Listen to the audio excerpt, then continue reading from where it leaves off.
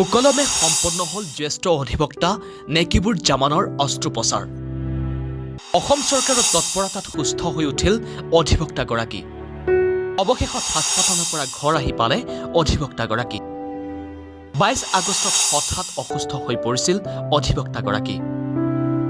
14 দিনৰ অন্তত চিকিৎসালয়ৰ বিচনাত থকাৰ পাছত স্বাস্থ্যৰ অৱস্থা কিছু উন্নত হৈছে গুৱাহাটী উচ্চ ন্যায়ালয়ৰ জ্যেষ্ঠ অধিবক্তা অসম ৰাজ্যিক হজ কমিটিৰ সভাপতি তথা বিশিষ্ট বুদ্ধিজীৱী নেকিবুৰজামানৰ 22 আগষ্টৰ পুৱা হঠাৎ অসুস্থ হৈ পৰিছিল অধিবক্তাগৰাকী ইয়াৰ পিছতে মুখ্যমন্ত্ৰী ডক্টৰ হিমন্ত বিশ্ব শৰ্মাৰ লগতে পীযুষ হাজৰিকা জয়ন্ত মল্ল বৰুৱাৰ তৎপৰতাত ভৰ্তি কৰা হৈছিল জিএমচিএইচত তদুপৰি স্বাস্থ্যমন্ত্ৰী কেশৱ মহন্তয়ো স্বাস্থ্যৰ বুজ ল'বলৈ উপস্থিত হৈছিল জিএমচিএইচত বহু ব্যস্ততাৰ মাজতো মুখ্যমন্ত্ৰী ডক্টৰ হিমন্ত বিশ্ব শৰ্মাই খবৰ ৰাখি গৈছিল অধিবক্তাগৰাকীৰ খবৰ ল'বলৈ বিশেষভাৱে দুই কেবিনেট মন্ত্ৰী পীযুষ হাজৰিকা আৰু জয়ন্ত মল্লক দায়িত্ব দিছিল উল্লেখযোগ্য যে অধিবক্তাগৰাকীৰ অসুস্থতাৰ খবৰ লাভ কৰিয়েই অসমৰ ইমূৰৰ পৰা সিমূৰলৈ জাতি ধৰ্ম নিৰ্বিশেষে সকলোৱে সুস্থতাৰ বাবে দুৱা প্ৰাৰ্থনা কৰিছিল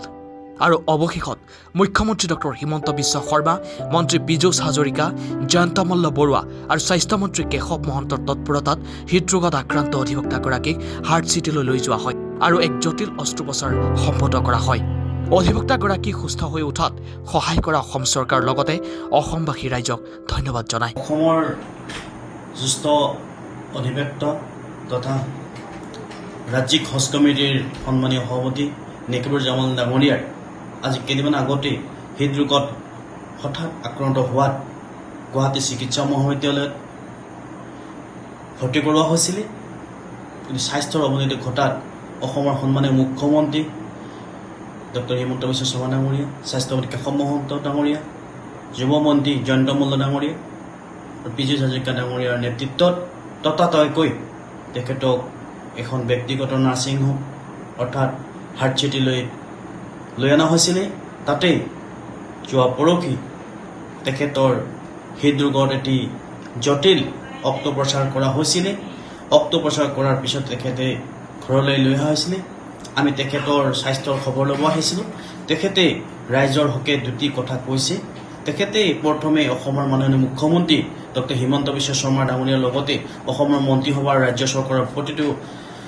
বিভাগৰ যিসকল ব্যক্তিয়ে তেখেতৰ খবৰ লৈছে তেখেতক যথেষ্ট ধৰণে সহায় কৰিছে তেখেতক ধন্যবাদ জনাইছে বিভিন্ন অনুষ্ঠান প্ৰতিষ্ঠান লগতে সদৌ অসম ছাত্ৰ সন্থাৰ নেতৃত্বক গৰিয়ামৰীয়া জাতি দেশে পৰিষদৰ নেতৃত্বক ধন্যবাদ জনাইছে আৰু তেখেতৰ এটা আহ্বান জনাইছে অসমৰ ৰাজ্যপতি তেখেতে কৈছে যে জাতি বৰ্ণ ধৰ্ম নিৰ্বিশেষে সকলোৱে যেন মোৰ কাৰণে প্ৰাৰ্থনা